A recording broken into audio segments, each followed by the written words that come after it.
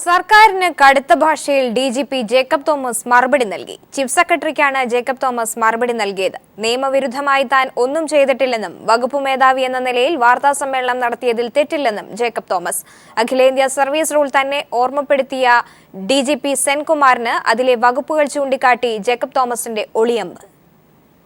മുൻകൂർ അനുമതിയില്ലാതെ വാർത്താമാധ്യമങ്ങളെ കണ്ടതിനെ തുടർന്നായിരുന്നു police housing construction corporation CMD Jacob Thomas IPSനോട് സർക്കാർ വിശദീകരണം ചോദിച്ചത്. ഏറെ വികാരപരമായ ഭാഷയിലാണ് ജേക്കബ് തോമസ് മറുപടി നൽകിയിരിക്കുന്നത്. സത്യവും ധർമ്മവും നീതിയും നോക്കി മാത്രമേ താൻ പ്രവർത്തിച്ചിട്ടുള്ളൂ. ഇനിയും അതങ്ങനെ തന്നെയായിരിക്കും. വാർത്താ സമ്മേളനം താൻ നടത്തിയിട്ടില്ല. ചുമതല ഏറ്റെടുത്ത ദിവസം മാധ്യമങ്ങൾ തന്നെ വന്ന് കാണുകയായിരുന്നു. സർക്കാരിൻ്റെ നയങ്ങളെ വിമർശിച്ചിട്ടില്ല. 2 വർഷത്തിനിടയിൽ 4 സ്ഥലമാറ്റമുണ്ടായി എന്ന് പറഞ്ഞത് സത്യമായ കാര്യമാണ്. സത്യമേവ ജയതേ എന്ന് പറയുന്നത് എങ്ങനെ സർക്കാർ വിരുദ്ധമാകുമെന്നും ജേക്കബ് തോമസ് ചോദിക്കുന്നു. കൂടാതെ വകുപ്പ് മേധാവി എന്ന നിർവചനമുള്ള തനിക്ക് വാർത്താ സമ്മേളനം നടത്തുന്നതിന് സർക്കാരിൻ്റെ അനുമതി ആവശ്യമില്ല.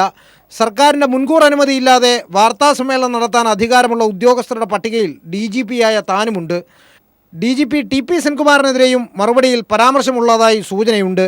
അഖിലേന്ത്യാ സർവീസ് റൂൾ തന്നെ പഠിപ്പിക്കാൻ ശ്രമിച്ച സെൻകുമാറിനെ അതേ റൂൾ ഉദ്ധരിച്ച് ജേക്കബ് തോമസ് മറുപടിയും നൽകി. അഖിലേന്ത്യാ സർവീസ് റൂളിൻ്റെ 14-16 വകുപ്പുകൾ പ്രകാരം തനിക്ക് മാധ്യമങ്ങളോട് സംസാരിക്കാൻ സർക്കാരിന് മുൻകൂർ അനുമതി വേണ്ട. ജോലിക്ക് വേണ്ടി ജീവിക്കണമോ അതോ നീതിക്ക് വേണ്ടി ജീവിക്കണമോ എന്ന് ധർമ്മസങ്കടത്തിലാണ് താനെന്നും ജേക്കബ് തോമസ് മറുപടിയിൽ പറയുന്നു. ജേക്കബ് തോമസ് നൽകിയ മറുപടി കത്തിൻ്റെ ഉള്ളടക്കം ചോരാതിരിക്കാൻ ഗൗരവതരമായ മുന്നൊരുക്കമാണ് ചീഫ് സെക്രട്ടറിയുടെ ഓഫീസ് ചെയ്യുന്നത്. ജേക്കബ് തോമസ് നൽകിയ മറുപടി ക്രമപ്രകാരമാണോ എന്ന് പരിശോധിക്കാൻ DGP TP സെൻകുമാറിന് കത്ത് അയച്ചു കൊടുക്കും. ഈ പരിശോധനയിൽ വിശദീകരണം തൃപ്തികരമല്ലെന്ന് കണ്ടാൽ പ്രത്യേക സമിതി രൂപീകരിക്കാനാണ് സർക്കാരിൻ്റെ നീക്കം. S. ജീവൻകുമാർ, തിരുവനന്തപുരം.